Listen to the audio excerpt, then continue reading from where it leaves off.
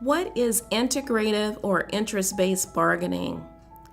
So many times organizations will refer to a mediator to come in to settle any type of issues or concerns between different groups within that organization. But integrative bargaining, also called interest-based bargaining, which is win-win bargaining, is a negotiation strategy in which parties collaborate to find a win-win solution to their dispute. This strategy focuses on developing mutually beneficial agreements based on the interests of the disputants. Interests include the needs, desires, and concerns important to each side. They are the underlying reasons why people become involved in a conflict. Integrative refers to the potential for the parties' interests to be combined in ways that create joint value. Potential for integration only exists when there are multiple issues involved in the negotiation. This is because the parties must be able to make trade-offs across issues in order to have both sides be satisfied with the outcome. Why is integrative bargaining important? Integrative bargaining is important because it usually produces more satisfactory outcomes for the parties involved than does positional bargaining. Positional bargaining is based on fixed opposing viewpoints or positions, however you'd like to look at that, and it tends to result in compromise or no agreement at all. Oftentimes, compromises do not efficiently satisfy the true interest of the disputants. Instead, compromises simply split the difference between two positions, giving each side half of what they want. Creative, integrative solutions, on the other hand, can potentially give everyone all of what they want. There are often many interests behind any one position. If parties focus on identifying those interests, they will increase their ability to develop a win-win solution. I'll use the example of interest-based bargaining and creating joint value as that of a dispute between two sisters over an apple. Both sisters take the position they want the whole apple. Their mother serves as the moderator of the dispute and, based on their positions, cuts the apple in half and gives each girl one half. This outcome represents a compromise. However, if the mother had asked each of the girls why she wanted the apple, what their interests were, there could have been a different win-win outcome. This is because one girl wanted the core part of the apple, but the other just wanted the peel to use in baking an apple pie. If their mother had known their interests, they could have both gotten all of what they wanted rather than just half. Integrative solutions are generally more gratifying for all involved in negotiation, as the true needs and concerns of both sides will be met to some degree. It is a collaborative process, and therefore the parties actually end up helping each other. This prevents ongoing ill feelings after the negotiation concludes. Instead, interest-based bargaining facilitates constructive, positive relationships between previous adversaries.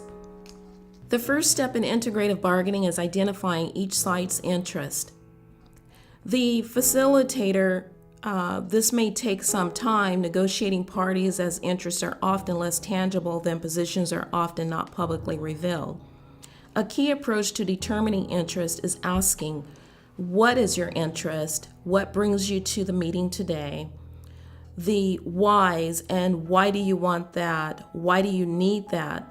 The bottom line is you need to figure out why people feel the way they do, why they are demanding what they are demanding. Be sure to make it clear that you are asking these questions so that you can understand their interest, needs, and hopes better, not just because you're challenging them. There are a few other points to remember about identifying interest. First, you must realize that each side will probably have multiple interests it is trying to satisfy.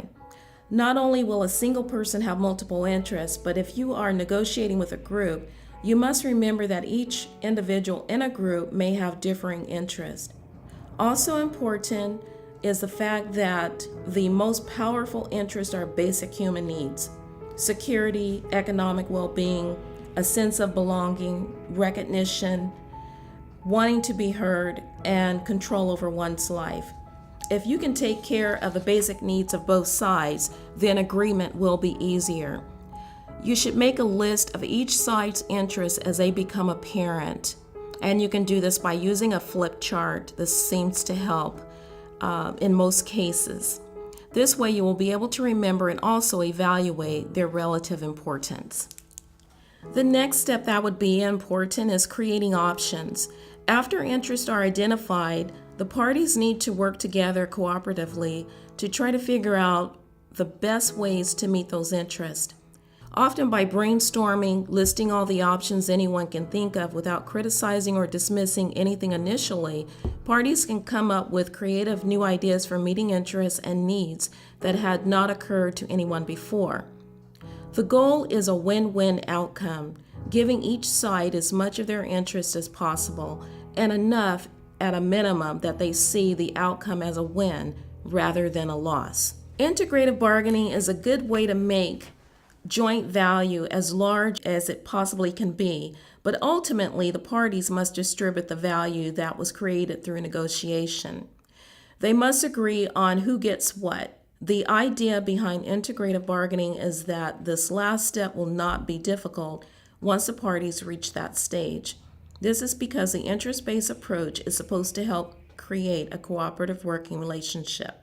The main objective that needs to be recognized when working with integrative bargaining is recognize the impact of workplace conflict, identify common causes of conflict, understand how positive communication helps prevent conflict, resolve conflict successfully, and attempt to build consensus among employees.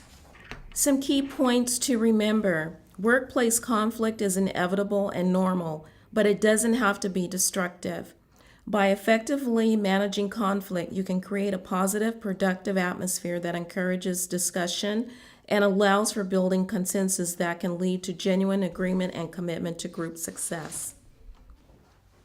6 communication rules for conflict resolution. Create and maintain a supportive atmosphere. Try to see things from the employee's perspective. You must both take the time to listen attentively to what each other has to say and find out what it is the other person needs. Be confident. State the problem as you understand it. Voice your needs clearly while still remaining open to what others have to say and what their needs may be. Listen actively. Focus on what the other person has to say. Make sure your body language is open and receptive. Know when to be silent. Let the other person finish completely. Try not to focus on your arguments while the other person is speaking. To clarify what he or she is saying, try summarizing or paraphrasing. This way you will ensure a better understanding of his or her point of view. Probe for more information. Ask questions to drill down deeper into what the other person is saying. Ask for clarification in a way that will foster open dialogue. Discuss your differences openly. This way you may reveal an underlying issue or true source of the problem. Look for nonverbal clues. The other person is speaking to you nonverbally as well as verbally. Be aware of his or her gestures, tone of voice, nervous habits, etc. Work on fine-tuning your ability to read nonverbal clues.